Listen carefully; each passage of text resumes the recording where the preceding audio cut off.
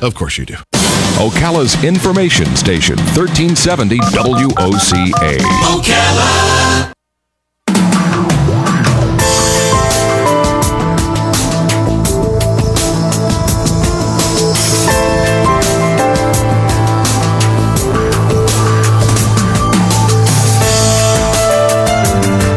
All right, 5 minutes after 9 o'clock. Thank you for tuning in this Monday morning.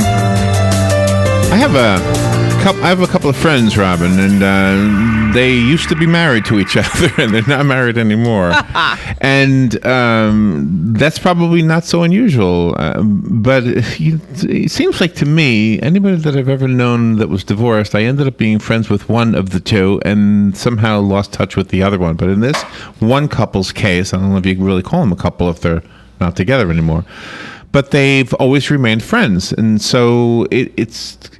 And like good friends, it's kind of weird. And I've often thought, well, why don't you just get back together? I mean, neither one of them has found somebody else, but they've been divorced now. It's got to be 20 years. Yeah, they've been divorced for a long time, but they're friends. Mm-hmm. But they don't get along enough to be married, I guess. The funny story I wanted to tell you real quickly is the story he told me, because he was having some health issues, and he asked her to take him to the doctor. And so the doctor was talking to her after the exam, and I guess the doctor was a female doctor, and says to the former wife, says, you got to be careful, and when it comes time for romance, he's got a little heart issue right now, you're going to have to be gentle. She goes, I haven't gone to bed with him in 20 years. So it's kind of a funny story. We have on the phone Laura Caldwell. She's written a beautiful, funny book about not necessarily exactly that kind of relationship between this couple, but they have a dog, and the dog has apparently done something heroic, and in that heroism was captured on a video, and suddenly they're thrust into the spotlight because the video has become what everybody wants their videos to become, viral. Yes. So, which is a mystery how things become viral on the internet. Fun book. It's called The Dog Park. Laura Caldwell is on the phone. I can't wait to talk to her. Good morning, Laura. Good morning, and thank you for that perfect summation. I'm also a lawyer, and we appreciate brevity, but getting in a lot of facts. That was really good. Okay. I hope we are taping this because I want that. Oh, good. Well, so where are you right now? Where are you calling from?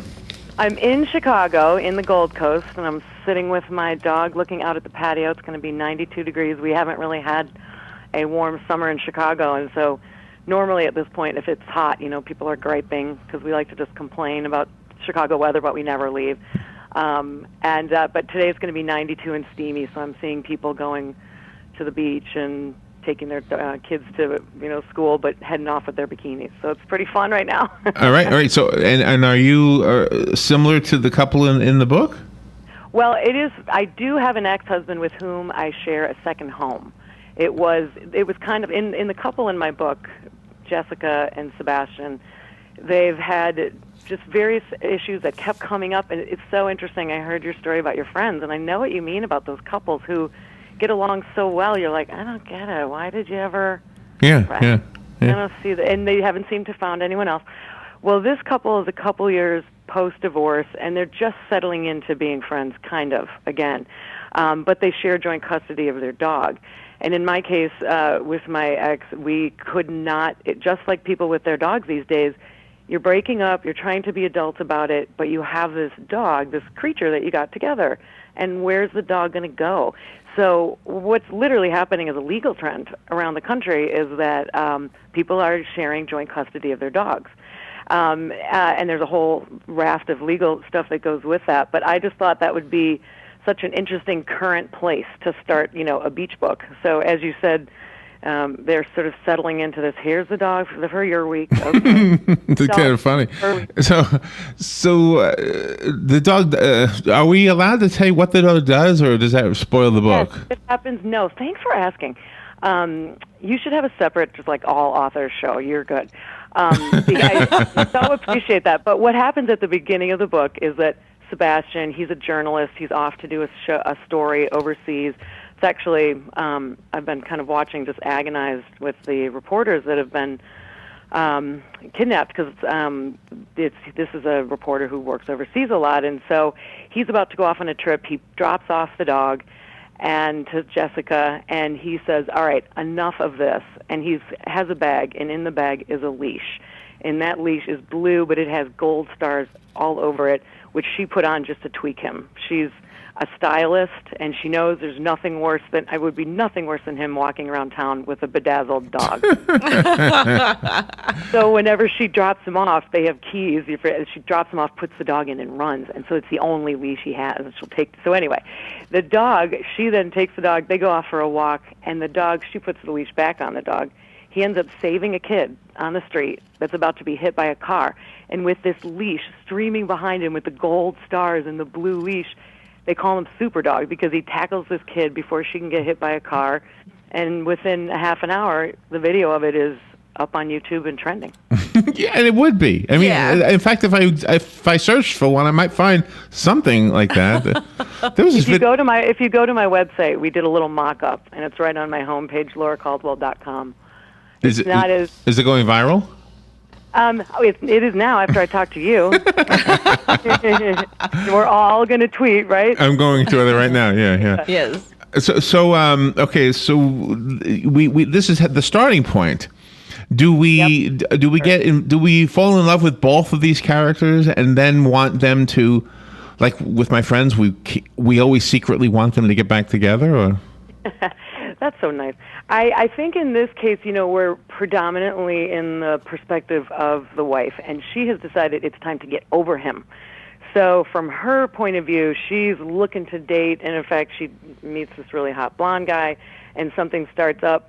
So it isn't that we're really rooting for this couple, it's that they're thrown back together after their dog becomes famous. I mean, and it is the absurdity of today and social media, which I think is also fun and hilarious.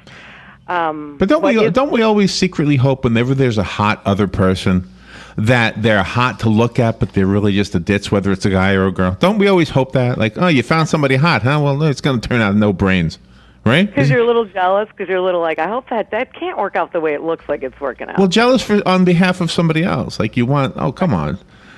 Right. Yeah. I think that is true. And this couple's like trying to be adult. They're trying to work against it. And then not only does their dog become famous and throw them kind of back together, and he's mortified because he's a serious journalist, but she's a stylist, and she made that leash, and now people start asking for that leash and asking for her to make other things. Yeah. Starts making dog wear. And as people are doing today, just, momentum from something that hits, that's something, this ice bucket challenge, how much, I know that's charity, but how much did that raise in 2 weeks? A lot. We did it yesterday. Yeah. Yeah, we did? How did it go? It was fun. I mean, it was water. Our ice melted by the time we got to it, but it was still cold water. I have this irrational fear that somebody's going to code from the ice. Football coaches on the sidelines have had heart attacks from getting the ice dumped on them, and that is my like irrational fear when I watch it. But good for you. I like the fact that you chose a golden doodle as the dog. I have a dog named Schaefer, who again, talk about absurdity in social media. My dog has a Twitter account at the. Oh, who did that? The dog didn't do that. You did that. Larry's dog has a Facebook page. Mm-hmm. Yeah, Larry's dog has a Facebook Larry, page. What's your dog's name? But wait a minute. But my dog didn't do it. I did it. That's right. My publicist did it, and then we're keeping it alive. And then she also has a Tumblr page, and I don't even know what Tumblr is. Me too. I'm confused about that too. So I feel like I have a kid who has all these apps. And I don't know what the apps are. My dog's name is Hu, H-U. Oh, love it. Which later on I found out was like the president of China. I didn't know. But, during a particularly terrible time. Right. But so I call her Hu Baby. So I think on Facebook it's Hu Baby. I think that's her name on Facebook. Yeah. Okay, I'm looking. I love this. Yeah, and I used to post things like as if she was talking, but then I stopped doing it. So. That's a choice you have to make, isn't it? I've wavered. It's like, is it from her? And this is what you do when you're an author, So for this book, The Dog Park, I had to decide. I write a lot of mysteries, and I have a series character named Izzy McNeil, and she's been in 6 of my books, Red Hot Lies, and I decided early on, after playing with it, that I would be in Izzy McNeil's, in her point of view, in her mind, but I would switch to third person and be in other people's heads, and it was tricky, but I thought we pulled it off. I got to this book, and it felt really like Jessica's story, so I told it from her perspective, but then you take that, you extrapolate that down to the dog, baby's Facebook, Tumblr.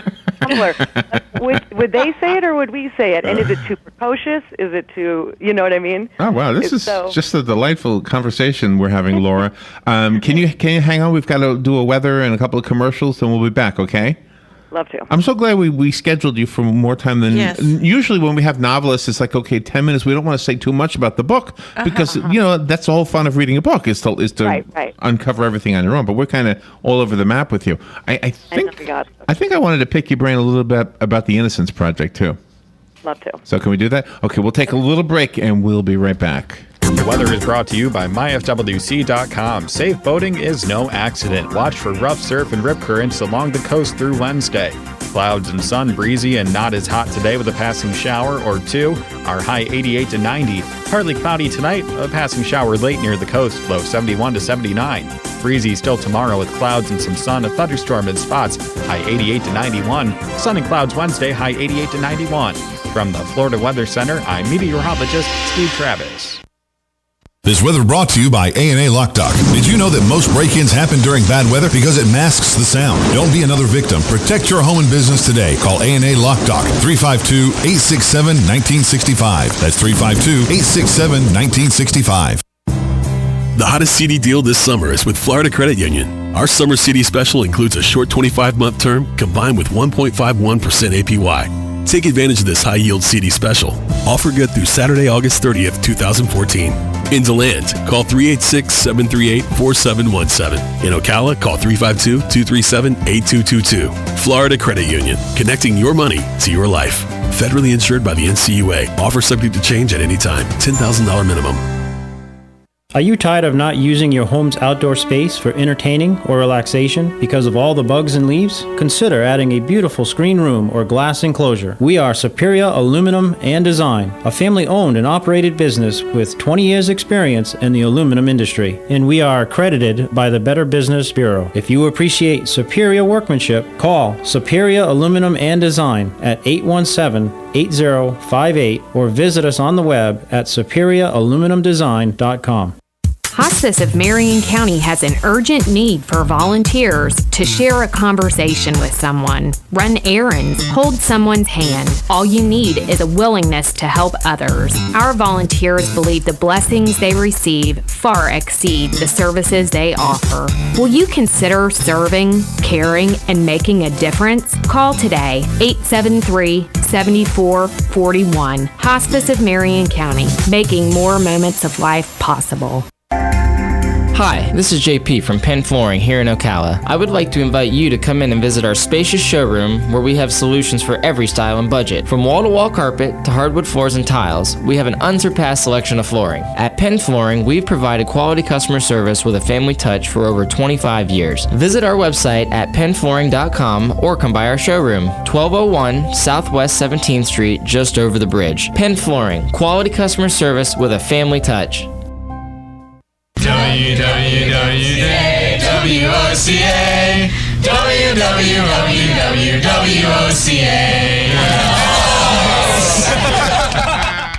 We are The Source, WOCA. All right, 19 minutes after 9 o'clock. Thank you for tuning in this Monday morning. Gosh, we got a really good book to talk about, and the author is just such a joy to talk to. She is Laura Caldwell. She's on the phone up in Chicago, where it's 92 degrees. We get that a lot here. So I'm just rubbing it in a little bit. The book is called The Dog Park. This is a fun book, and it's fun from a couple different angles. And if you're a dog lover, you're going to love the book. If you're a love lover, you're going to love the book. You know, it's a romance. And it sounds like, my goodness, Laura Caldwell is involved in a few other things, too. She's an attorney. She's the founder of something called the Life After Innocence Project, and I wanted to talk to her a little bit about that. Lori, we didn't lose you, did we? Nope. Okay. Nope. I have a feeling that you guys are not going to be able to lose me. during the break, we were already talking about me coming into the studio and in the spring when we'll be in town in Orlando for the end. Oh, excellent. Oh, you'll love this. We broadcast from the mall. Oh, perfect. Yeah, and we have an open sort of studio at WGN. And I love going there and being on Michigan Avenue. do you know? I think this mall here is dog friendly. I've seen dogs in the mall that are not service dogs. Yeah. Okay, and I have a service certification for Schaefer, so I'm bringing her. Okay, all right, excellent. Well, tell me, there was a story. So shifting gears a little bit on you because I wanted to ask you about this. There was a story. Gosh, not that long ago, about a guy who had been in jail, in prison, actually, and then he found out that he didn't do it. And he'd been saying all along he hadn't done it, and his whole life has been ruined. I think he went in when he was like in his 20s, and now he's like in his 40s. And so they were asking for $50,000 a year, but the state position was, well, you waited too long. You were released in February. It's too long. Yeah. We live in a crazy world that somebody totally innocent can be incarcerated for so long. And yet, if you think about it, it is a human system. The criminal justice system it's not a like a robotic manufacturing plant where we punch in some numbers and even those can fail, right? So it's a human system every step along the way. From is somebody arrested to are they interrogated and why are they even picked up, and then the next person and the next person and the prosecutor. It's going to fail, and I don't think we should be overly harsh upon our society. I mean, I want to fix it as much as we can. It being the problem of wrongful convictions, because if you think about it, and studies have been done that show very hopeful numbers that hopefully the criminal justice system gets it right 95% of the time. So if we're putting a certain number of people away and or just finding them guilty and ascribing punishment, this study that Ohio University did a few years ago said 95% of the time we're getting it right. And I thought, well, good for us. Yeah, I guess. But for those people in the 5%, that's 10,000 people. Wow. I really like the fact you do have scruples and you do things in life for the betterment and enhancement of others, because you were out of practicing law, and something in this case made you want to come back to practicing law to defend this person.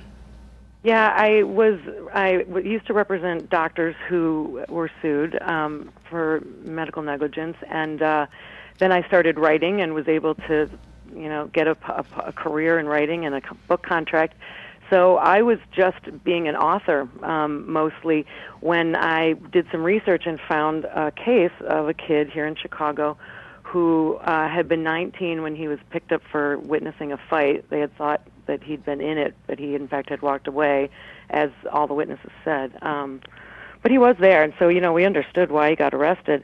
But they just really, they being the cops, and who I'm a cop groupie, I think they are fantastic, and I think we need to stick up for our police more often than we need to, be negative about them. We're on but that in this page. case, they had decided that this kid, because he'd been with those boys, that it must have been him, and a guy died. They kept him in custody for 3 days until he said he threw 2 punches. And because the man had died, they charged him with death penalty murder and put him in a holding cell. And 6 years later, he was there without a trial, never having been arrested before, having no gang affiliation. So from 19 to 25, a holding cell. I'm talking like go jaywalk across the street right now, get yourself picked up. Imagine 6 years later, you're still. Wow, that is crazy. How did you learn about this? Was it in the news? Well, I had met. It was not. It wasn't in the news till long after it was over. But I had met a woman, a fantastic, fabulous woman named Catherine O'Daniel. She's a criminal defense lawyer, and I just met her at a bar association event, and I called her for a research question, which was, do people ever wrongly, falsely confess to a murder? Because I mostly write mysteries, and I had this couple in a book called The Rome Affair, and they were down the hall from each other, and the cops are, trying to get them to say something against each other. And I knew I was just channeling Law and Order, I knew nothing. I knew nothing about it. So I called her for a research question, and she told me about him. Oh, wow. stick somebody in a cell for 3 And days. so that's how your involvement with the Innocent Project. Oh, you started it though, right? That's yours. So the Innocence Project, the first one, is in New York, and they do DNA exonerations. And then there are innocence organizations all over the United States, and we have some fantastic ones here in Chicago who get people out of jail. But after I'd worked with this gentleman, I realized when you get out of jail, if you're innocent, it's a very surreal journey, and it is very hard to start over, and it stays on your record even when people know you're innocent. And let's face it, you can't have a bad record these days and get a job. There's too many other people who want it. So we, at Loyola Law School in Chicago, some law students and I decided to start a clinic where we would help people after they were exonerated. So we're not doing the hard work like Northwestern does here. Oh, I got you. Okay. So do you help them financially or what? Well, it was interesting you asked. You mentioned the case before where someone we call them exonerees because they've been exonerated. Right. And yes, some states now will pay exonerees by statute $50,000 a year for every year they were in if they prove their innocence. Now that's not easy, and that's fine. Some states do, some states don't. And what we do is advocate for legislation like that. In Illinois, we have it, but it's not real great. I mean, we're proud that we have it, but it's very, very minimal compared to what they've done. Okay. And is there anything? Let's just say there's no argument about the money. All right. Oh, I'm sorry. We had you locked up for 20 years. Here's $50,000 per year. Go have a good life. Is there? Let's assume that happens. Is there anything else there? Maybe something that you even have put together that will help that person? Because, like you say, oh my gosh, all of a sudden you're back in the real world, and okay, so you've got $1 million or whatever. What are you going to do? I mean, imagine, you and I are just joking a minute ago about I don't know what Tumblr is, and you said I don't know either, and ha ha ha. But imagine if you'd been in jail for 20 years and you come out and there's Tumblr and there's LinkedIn and someone's saying text me, no, just email me, and you go to and this is what all people who've served time go through, which is very crazy. Really? When you I didn't know that. I didn't realize they were in like a time. You're in a time warp. Thing. You're not allowed use on computers. You don't have apps. You hear about them, but you have no concept. And imagine, so what we do is work with an individual exoneree and say, what's your main thing? For some people, it is learning how to use a laptop. So I'll have a 25-year-old law student sitting with a 58-year-old man teaching him how to use the mouse. Oh, and really? Wow. We get up to Google and say, type your name in, which takes about 10 minutes if you haven't typed before in a long time. And then they hit the button. They teach them how to hit that button. The process takes a little while. And every person goes, oh, that's me. And it's remarkable.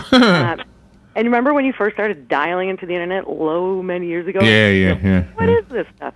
So they're going through this now. So for other people, though, they just want a job. For other people, they want to hook up with children that they maybe had to leave behind and other family members. So, Laura, I want to make sure that we get back to the book because then we'll be fair to the book. But I was so curious about what you did with the Life After Innocence project. The book, again, this is kind of like a two-track conversation, just wish we had more time to do it. The book is called The Dog Park. It is a romance novel, and I have a copy here. So call me if you want the copy I have, and the rest of us have to go by. I go to the website. What was the website again, Laura? I went to it earlier. LauraCaldwell.com, and you can get information about Life After Innocence there as well. Okay. And I guess that's really all we need. Is this, how many books have you written so far? This is my 15th. Is it relaxing for you? I mean, going from attorney, I would think, just in my mind's eye, my mind's living space, it sounds like it's a better life writing novels than it is trying to help out legal stuff. Well, it's interesting that you say that because I was a partner when I was representing physicians, and I was helping them out. I really believed that, and it felt good to do that. But when I got a book contract and I started writing full time, I was like, every day was like a Friday, Yeah, that's Friday. what it sounds and then like. I made that phone call, that research phone call, to find out to this woman, Catherine O'Daniel. She's now one of my best friends. Then I just got sort of pulled into this whole world, but realizing that it really was an area that the innocence world hadn't burgeoned enough for anyone yet to really pay attention to it. So we just wanted to help those innocence organizations who do the hard work. Laura, I can't wait to meet you in person. So you're going to be here in the spring? Yes, I'll be there Okay. either in end of March, beginning of April for the Innocence Conference, which is in Orlando. So that's actually a really interesting, if anyone has interest in innocence or the innocence world, it is a fascinating couple of days. All right. Well, we'll stay in touch. Laura, we've got to run. Thank you so much. Thank you, guys. Fox News Radio, I'm Pat O'Neill. Officials in Napa, California, still assessing the damage from yesterday's 6.0 earthquake. 4 mobile homes were destroyed. The whole east wall just came right at us, and everything on that wall came flying at us. Dozens of homes have been red tagged. Some buildings downtown lost entire walls, and several businesses sustained broken windows and products. Fox Radio's Jessica Rosenthal in